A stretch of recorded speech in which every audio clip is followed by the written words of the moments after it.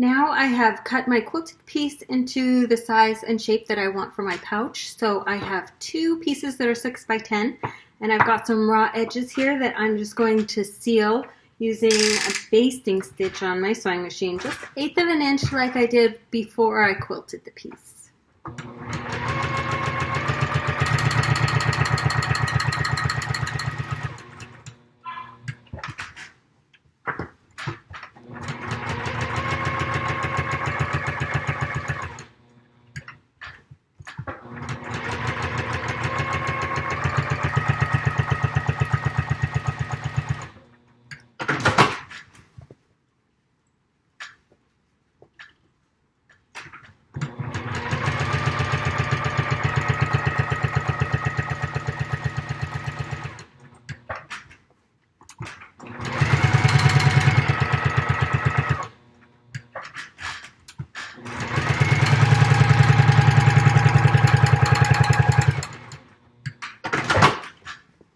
There we go. Now it's time for the zipper.